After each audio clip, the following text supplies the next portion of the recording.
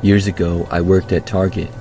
I've had many jobs since then, but one of the creepiest things that's happened to me came in my time there. So, I was still fairly new to the job. I should also mention that I was really young when I worked at Target. I was 17 years old, and it was literally the second job that I ever had. I lived with my parents and was in high school at the time. So, I'd been working there for maybe 2 or 3 months. I was a cashier, and one night I worked until 9:45 p.m. After getting off, I left Target and was walking in the parking lot to my car. Like right as I was leaving, I noticed this one guy who looked a little older than I was. He was wearing a red shirt and khakis, and I realized that he was probably a new coworker. I had never seen him before, but Target is a large store and is always getting new workers. I remember that the guy said hi to me, and I said hi back to him.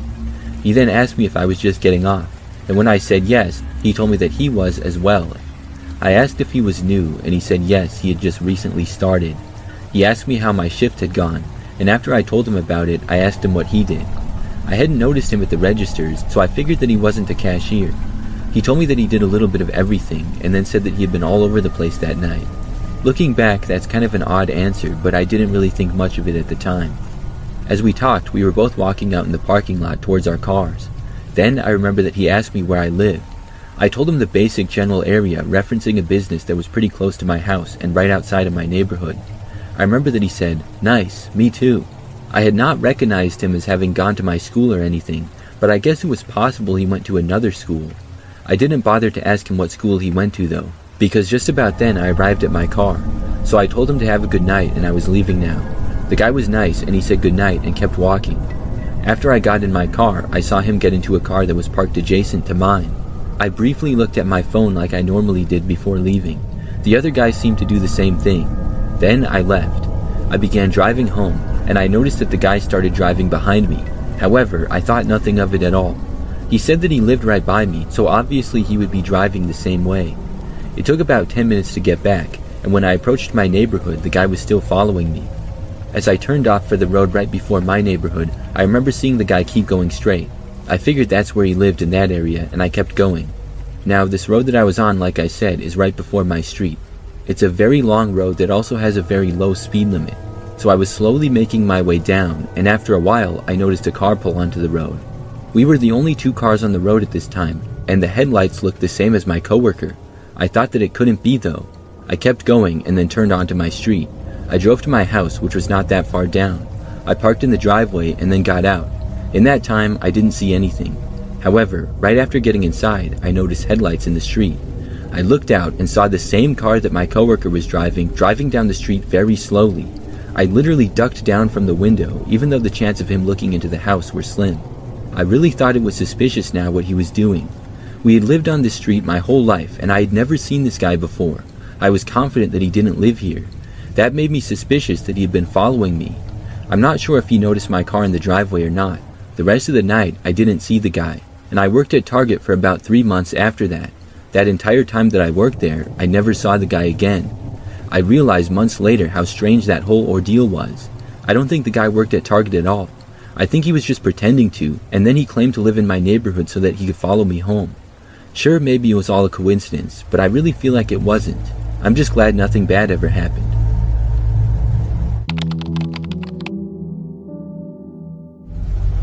My girlfriend works at Target, and sometimes I pick her up from work. Normally she drives herself, but I remember that a few months ago her car was in the shop for several days. So I agreed to pick her up from work at Target. She was supposed to get off of work at 10 p.m., which is the time that they close. I arrived a little bit early at probably about 9:50 or so. I texted my girlfriend letting her know that I was there, and she texted me saying that she just had to finish a few things and would be out. So I parked towards the back of the parking lot and in a random space. The store was closing soon, so the parking lot was almost empty. There were cars scattered all over, which I assumed to mostly be just employees. After parking, I took out my phone and started watching random YouTube videos while I waited. I remember that at one point, I noticed something out of the corner of my eye and I looked up. There was a woman walking through the parking lot a long ways away.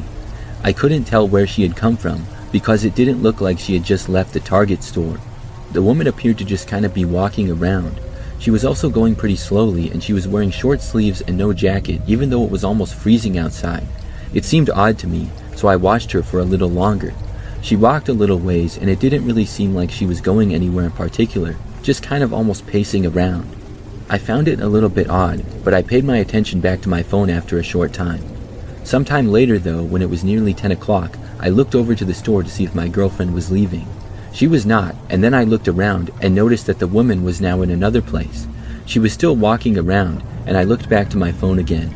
Soon it was 10 p.m. My girlfriend still had not left, but I expected her to at any moment. I looked around again. This time though, I noticed the one lady who had been walking around the parking lot was behind me and pretty close to my car. My heart sank as I saw her walking in my direction. My car had been running the whole time because it was cold and I had the heat on. The woman then approached my passenger side door. She came up to the window and looked in and then started to knock on it. I was about to roll down the window just a crack to see what it was that she wanted, but the lady's knock on the window quickly turned into a bang. She was knocking harder and harder. I did not roll the window down. Soon the lady was pretty much pounding on the window as hard as she could. At that point, I put my car into reverse and backed up. She started to chase after me as I did so. I kept going and moved to the left. Then I put my car into drive and quickly went away. The woman briefly chased after me but was not able to keep up. I went to the front Target doors hoping that my girlfriend would just happen to be leaving, but she was not there. So I drove around the parking lot and then parked at the complete far opposite end to where I had been before. I did not see the crazy lady anywhere. After I parked there, I texted my girlfriend, telling her about the woman who tried to break my window. My girlfriend still hadn't left, and I figured that she was finishing whatever it was she had to do before she would leave. I kept sitting there, but then, seemingly out of nowhere, the crazy woman appeared again. She came charging at me. I was quick to put my car into reverse and back away from the spot. This time, I was able to get away from her before she reached me. I drove around the parking lot to the other side again, and this time I noticed my girlfriend leaving. She was finally out of Target, and I quickly drove over and let her in the car. Then we left the parking lot and got out of there. My girlfriend seemed to think the story of the lady was quite funny. To me though, it was actually very creepy. I'm not sure if the lady was on drugs or what. That would be my best guess, but why she kept coming after me, I have no idea.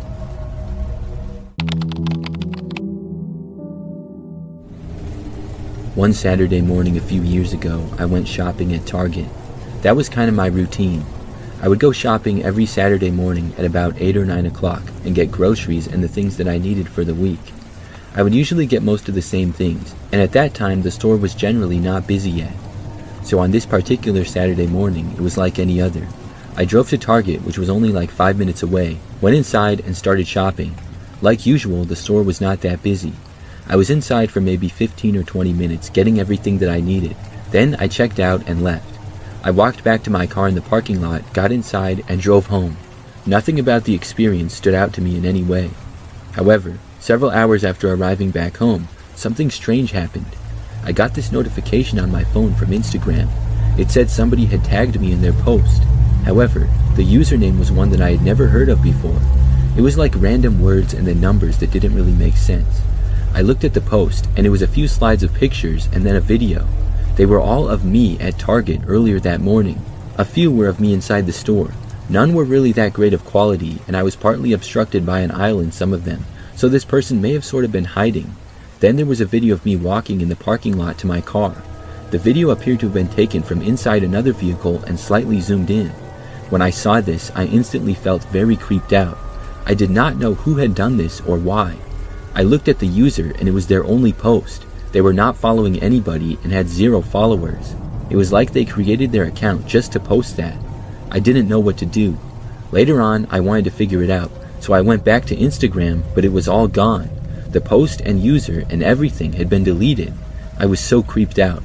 I never ended up finding out who did it or why. After that, I changed my routine for a while. Whoever did that could have known that I shopped at Target at around the same time every Saturday morning, and I hadn't noticed anything strange because they seemed to have been sort of hiding. It's fairly easy to film someone with a phone and not look too suspicious. I'm just glad that nothing else creepy happened after that. Still, I wonder about it sometimes who did it.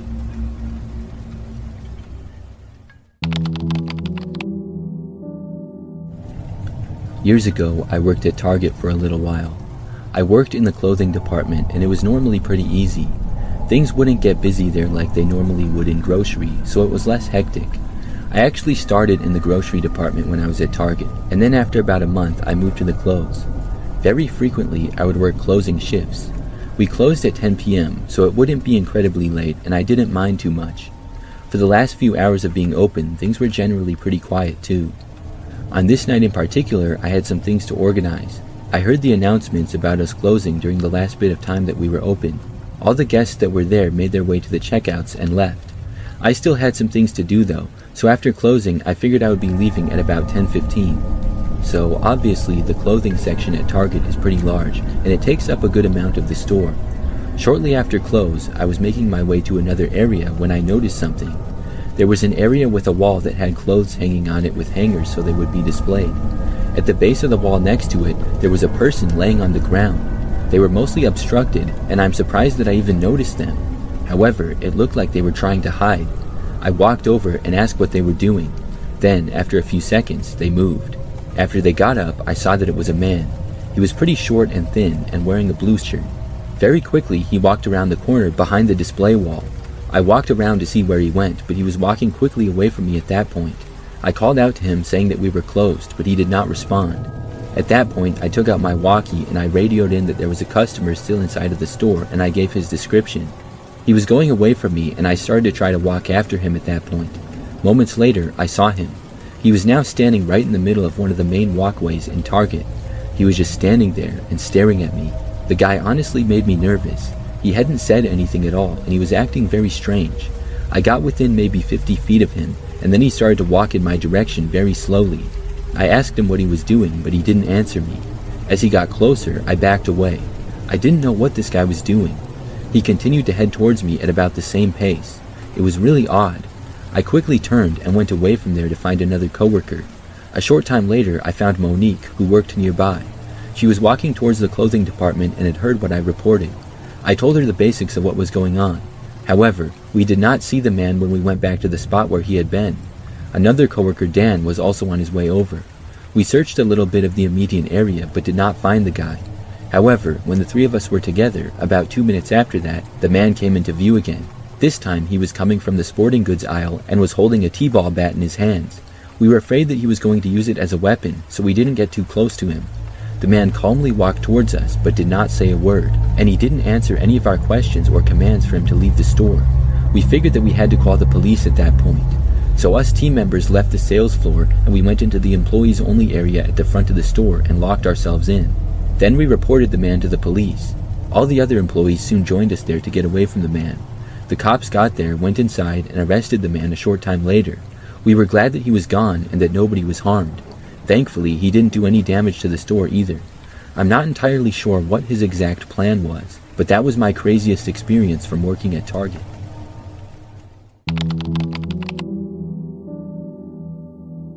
When I was 20, I was working at my local CVS part-time while I was going to college for a degree that I still don't use. The job was pretty simple. I came into the store around 2 p.m. and then left when the store closed, which at the time was 11 p.m. I was a young, naive guy back then, but I was a good worker and never called into work. So my boss typically left me alone at night so he could head home early, leaving me the only person in the store. It sucked, but at the same time it was pretty chill because I was able to listen to music as I zoned the shelves and made sure the store looked okay for the morning shift the next day. It was simple, easy money. One night, around Halloween time, I was stocking the shelves when a woman walked into the store. Let me tell you, this girl was beautiful, and when I tried greeting and welcoming her into the store, I got my words backward and sounded like a complete idiot. The woman didn't laugh at me like I thought she would, and smiled at my attempt to talk to her. She asked for help looking for a certain candy I knew we didn't have, but I still took her to the aisle with all the candy, so I could just talk to her a bit longer. Not only was this girl beautiful, but she was also funny and smart. We had a conversation that lasted over 10 minutes before I admitted we didn't have what she was looking for, but she told me it wasn't a big deal. She then asked about my job and if I liked it. Asked if I usually worked nights by myself when the store usually closed, when my boss ditched me for the day, and if I enjoyed working here. I answered her truthfully and honestly, just happy that a woman as pretty as her was even showing an interest in my life. She asked if the job included going to the bank with the money from the tills every night, which I thought was a weird question, but she quickly told me the reason behind her question. She wanted to apply to the store and needed to know if we were required to take the till to the bank because she currently didn't have a car to do so. She wanted to make sure the job was worth applying to before she took the jump and tried. I assured her she didn't need a car to work the night shift and that we put the money in a safe in the back, but only after the store was closed for the night and all the customers were gone.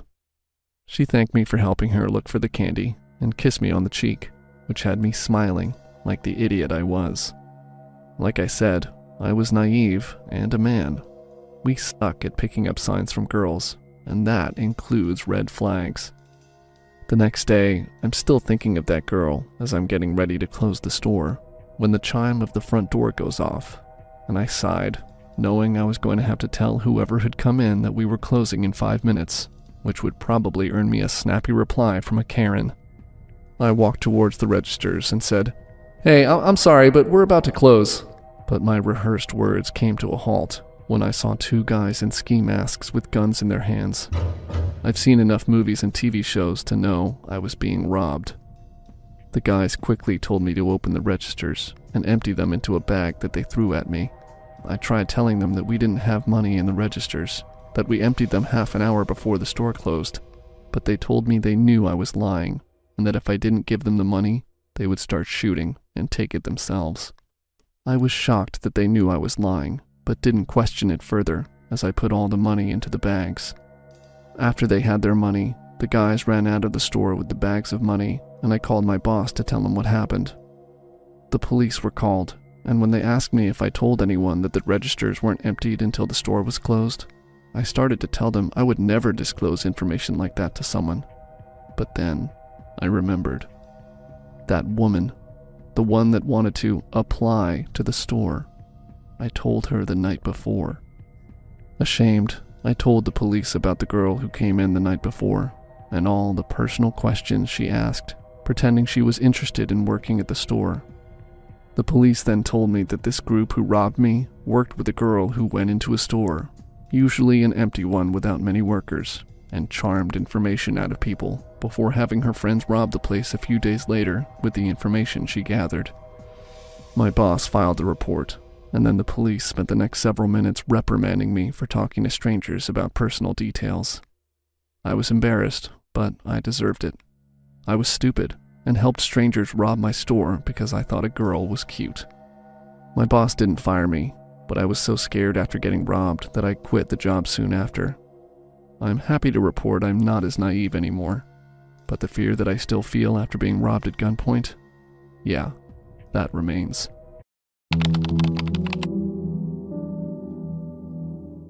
Ever heard the term retail hell? It's the perfect description. Retail is, for all intents and purposes, hell. I used to work in a big one as a manager. I can't disclose exactly which one, so this won't trace back to me, but let's just say it's one of the bigger ones. And the reason it's so bad is the customers. They're the problem, full stop. There were days where I wanted to bring a Glock to work with me and just end them, but I was still somewhat sane enough to contain myself. I have a lot of stories from that time, but the worst one is the last one. A homeless man I later learned was named Frederick. It was late, and I was already on my way out when Frederick came in with a purpose. He wanted to steal, and he wasn't shy about it. He grabbed a bunch of shit, took it to the register, and had our lovely cashier scan 2 cans of Pringles, and nothing else. He insisted that he was only going to pay for the Pringles, and that he was taking everything else with him free of charge. Now, when this altercation began, I was already in the parking lot getting in my car. I was dead tired, but Hannah, our cashier, insisted on having someone go and grab me so I could help her out.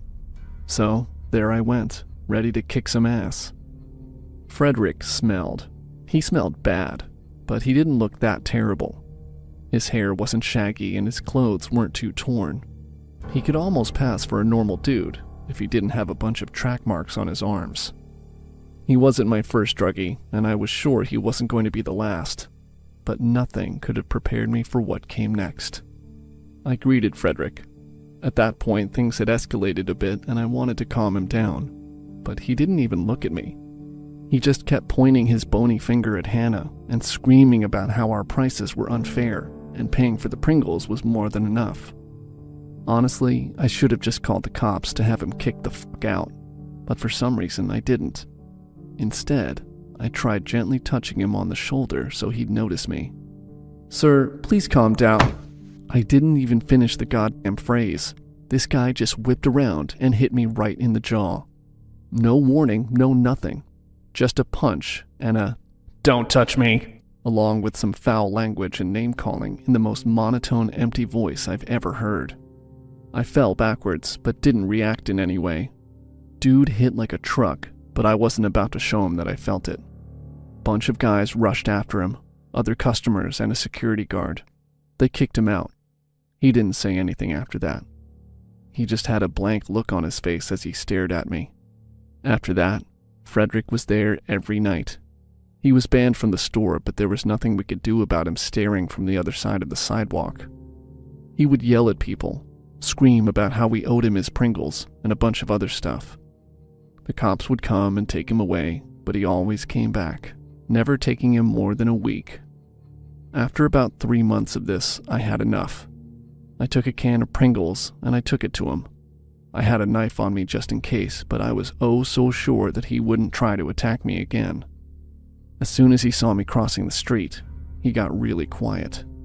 That same blank look he gave when he hit me the first time. "I don't want nothing to do with you," he said, with that same empty voice from when he punched me. "You sure? Don't you want your Pringles?"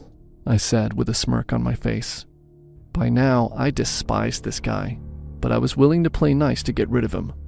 I was only 2 steps away from him when he started shaking a bit. "You don't get to make it okay," he said, his voice filling up with pure hatred. "It's your fault! Why are you people doing this to us?" He started yelling, and I just blanked. I had no idea what he was talking about. I started slowly turning while saying, "Okay, man, chill, I'm going." And then he yelled, "It's your fault! Your fucking fault!" and jumped me, knife in hand. No real warning, no nothing. He just wanted me dead. Things got blurry after that. I punched and kicked and hit him over the head with the goddamn Pringles can while he stabbed me. 3 times, all in the abdominal region. I passed out, and he ran. I got lucky, really lucky. I almost bled to death. Police identified Frederick, but they never caught up with him. I quit my job as soon as I woke up, and that would have been the end of that. But Frederick kept showing up there. He knew I survived, and he kept showing up there waiting for me. Never for long, just a couple of minutes, didn't even wait for police to show up or anything. Somewhere out there, a pissed-off customer thinks I did something to him and his, wanting to kill me. Thank the Lord I don't work retail anymore. I've been working in retail for various outlets and large supermarket chains for over 20 years, and I have to say the single creepiest thing I've ever experienced during all that time was 1722. Now obviously I know most of you are thinking, 1720 what now? So let me explain. It wasn't a big thing, not an incident that would make the national news or even the local papers, but it was enough to freak me and everyone working at that store out enough that most of us quit within a month of it first happening. I won't mention the name of the supermarket chain I was working for at the time, other than to say that it's one of the big ones, and that a lot of its stores are now open 24 hours a day. It was during one of these evening shifts that the 1722 thing happened. When the 24-hour opening was first introduced, the number of people visiting our town was quite high.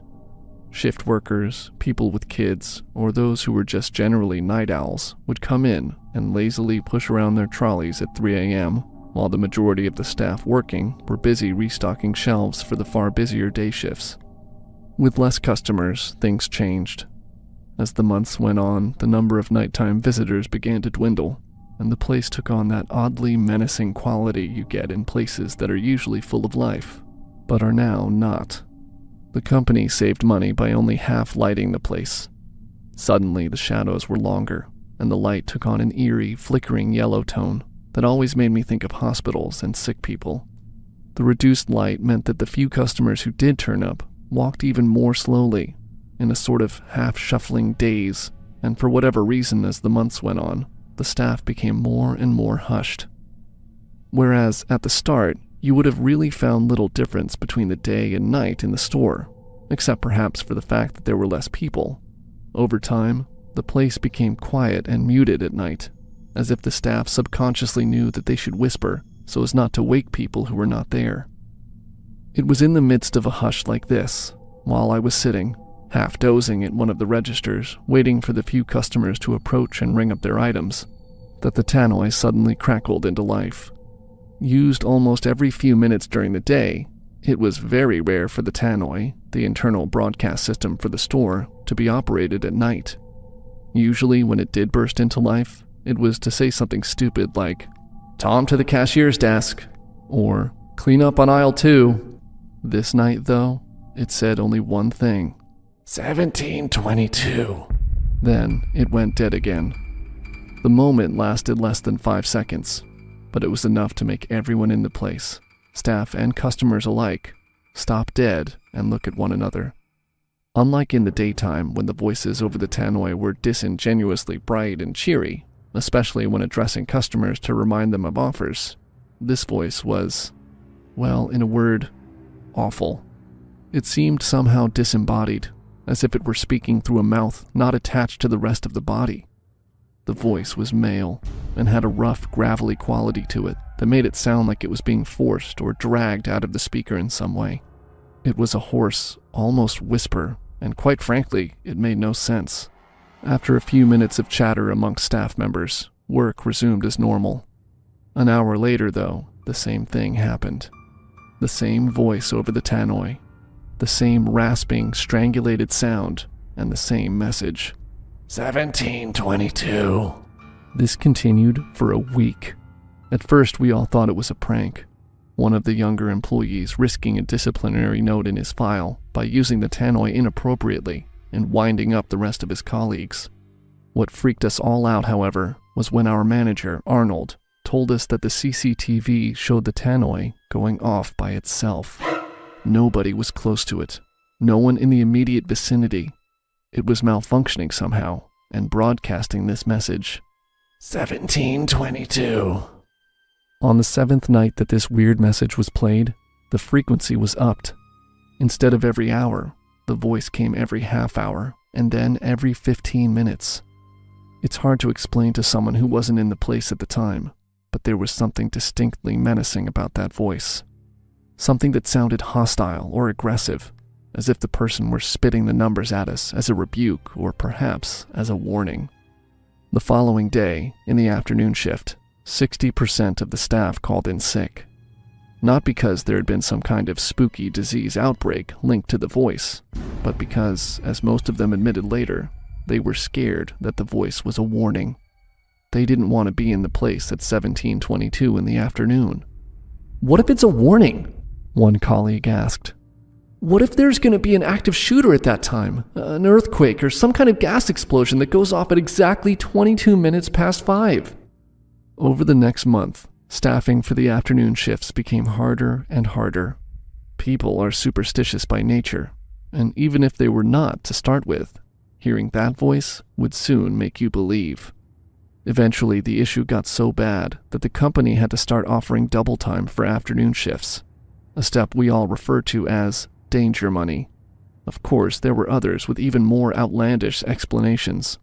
Old Jack, a guy I worked with on the night shift, was convinced that the voice was that of Jim Lemon, a local murderer who had been executed by hanging around a quarter mile from where the store now stood in, you guessed it, 1722. A few of the more scientifically minded folks tried to explain the incidents away, saying that it was probably the communication system picking up radio waves and signals from another nearby radio broadcasting on a similar bandwidth, or something like that. Why that other broadcast would simply be repeating the same numbers over and over, they never quite explained. About a month after the voice began to be heard at night, it suddenly stopped. We went a full shift without a single word being broadcast over the tannoy. We did, however, hear a few days later that our manager, a guy named Arnold, had quit, completely out of the blue. There were 2 rumors about this. I'm not sure if I believe either, but I'll tell you them anyway. The first was that while we hadn't heard the voice on that particular night, Arnold had, in his own bedroom. He had been sleeping soundly in his room at home, when, according to the gossip at work, he had been awoken by a voice speaking from behind the curtain at the end of his bed. The same voice that leaked out over the tannoy, giving the same 4-number message.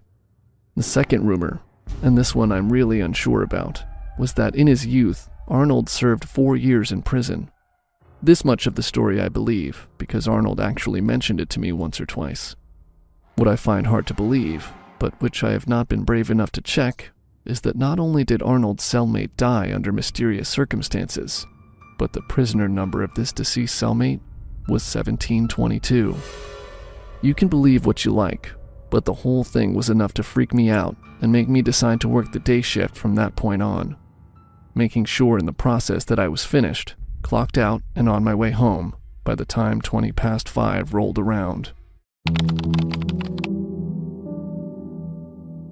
On the evening of February 1st, 2009, a 32-year-old man named Luo Jinfa stood in the doorway of his apartment in Taiwan, waiting for his landlord to finish lecturing him about being late on his rent. Luo had just moved into this apartment 2 months earlier in December, and this was not a very nice apartment. It was a cramped downstairs unit with no air conditioning, so it was really sweaty and awful in there most of the time, but it was all Luo could afford. He wasn't working right now and knew this was the best he was going to get. As the landlord continued to berate Luo about how he was totally within his rights to evict Luo if he didn't pay him, how he'd already given Luo an extension, and what's going on here, you got to get your act together. As all that was happening, Luo just was totally quiet and just was waiting for the landlord to be quiet. Because at this point, Luo didn't really care about the rent side of this discussion. He just wanted his landlord to be quiet so he could ask him a very strange but important question. And finally, after about 5 minutes of the landlord just ranting, the landlord stopped for a second to try to calculate how much interest he could potentially charge Luo. And as the landlord began scribbling notes on his notepad,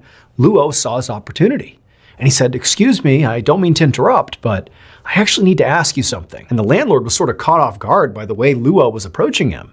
The landlord thought he was intimidating Luo, so the idea that Luo was now gonna, interrupt him and go a different direction with this conversation felt sort of disrespectful. But the landlord looked at Luo like, "What question could you possibly have?" And Luo just said, "Do you know if anyone's been murdered inside of my apartment?" After Luo asked the question, the landlord just stared at Luo, like he didn't really know how to process this question at all. But then after a moment, this look of shock disappeared, and once again, the landlord was just annoyed with Luo and said, "You know what, I know what's wrong with you, but I'll be back in a month and you better have your rent."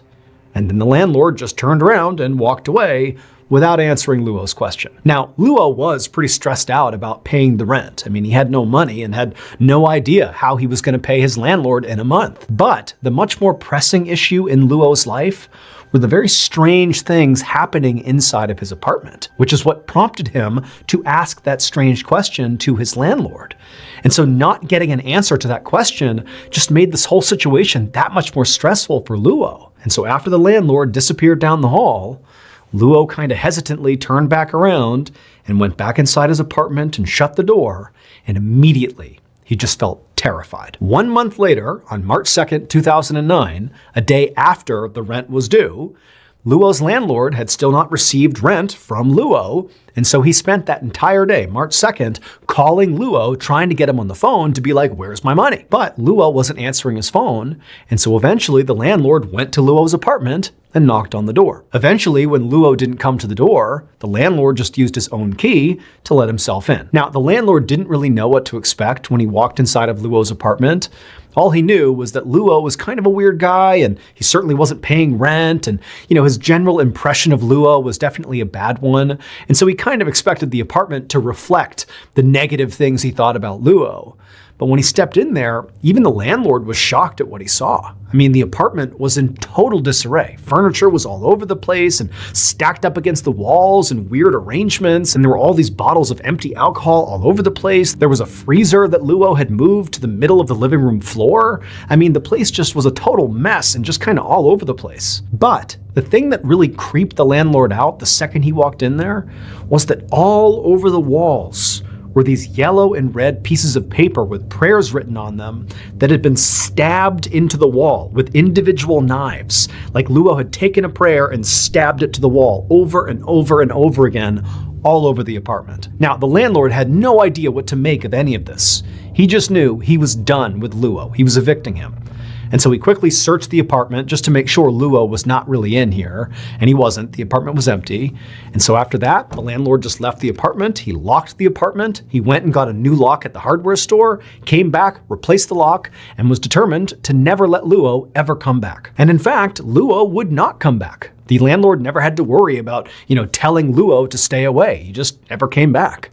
And for months, Luo's old apartment just sat empty. Fast forward 7 months after the landlord went inside of Luo's apartment, and the landlord's brother approached the landlord and said, "Hey, can I rent out that apartment? No one's using it." And the landlord said that was fine, but the brother would have to clean up the apartment because nobody had touched it since Luo had lived there. So a couple of days later, on October 18th, the landlord's brother, along with the landlord, met at Luo's apartment. They went inside and they totally cleaned it out. Basically all the furniture and the lamps and everything in there, some of Luo's old clothes and things he had left behind. They took it all out of the apartment and they loaded it into a truck and they drove to a nearby recycling facility where they sold whatever they could and then dumped the rest. And then they left. However, when the workers at the recycling facility began processing some of the junk that had been left behind by the landlord and the brother, they made a discovery that immediately made them stop and contact the police. It would turn out Luo had not actually abandoned his apartment.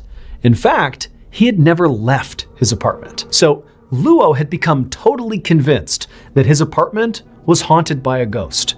At night, he would hear walking around above him, even though he knew nobody actually occupied the apartment right above him. And so the footsteps didn't make any sense. And then sometimes he would claim that he would see these shadowy figures wandering around inside of his apartment. Now, it's worth noting that Luo did have mental health issues and he was a drug user, but he was absolutely adamant to the people he spoke to that there was something strange happening inside of his apartment. And so he began to wonder if, maybe somebody had been murdered in his apartment and their ghost was now haunting him. Hence the question to his landlord. And so this haunting, or whatever it was, just continued night after night, day after day for Luo, and it was driving him absolutely mad. But Luo discovered there was actually one place he could go in his apartment that would sort of protect him from whatever was happening inside of there. And that was to lock himself inside of his bedroom. However, his bedroom was not a real room. His bedroom was that big freezer the landlord found sitting in the middle of his living room. Luo had been climbing in there and shutting it to protect himself from this entity at night. But he would always prop the lid open just enough so that air could come in and out of there because it was airtight. However, shortly after Luo's conversation with his landlord about being late on rent, Luo had gone back inside his apartment, gotten really drunk, climbed inside of his bedroom, shut the lid, and forgot to prop it open. And so as he lay there, he slowly suffocated to death because there wasn't any circulation. And after he died inside of his freezer, nobody found him. And then 7 months later, after Luo's landlord and his brother emptied out Luo's apartment, they brought that freezer along with everything else to the recycling facility where the workers there would open up the freezer and they would find Luo. Our official merch store is finally here. If you want to support more of our channel, check out our merch shop. The link is in the description down below. See you on the next video.